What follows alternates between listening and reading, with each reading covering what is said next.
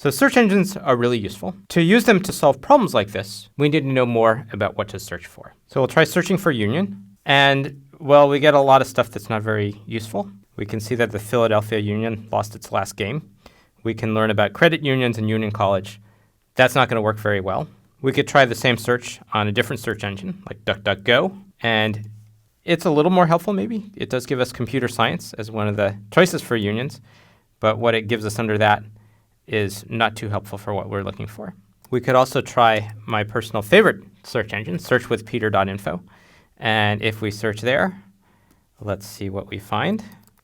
World domination plans, and then we find the discussions on the Udacity forum about this very question.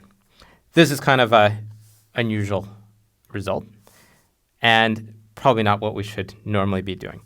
What we really should be doing is thinking of better things to search for.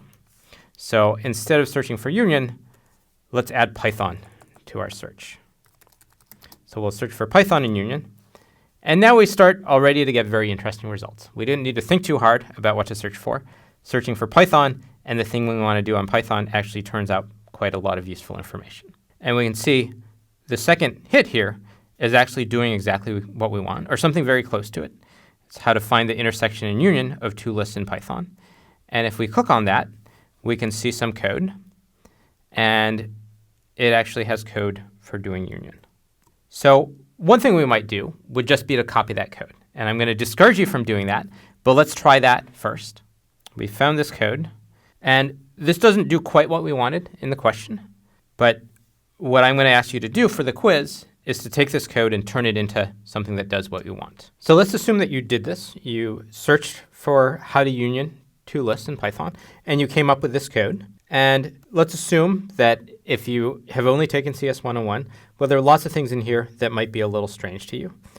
Having this string here, we haven't used docstrings in CS 101, so that looks a little strange. We haven't seen sets, and we've seen lists, but we haven't seen anything quite like this.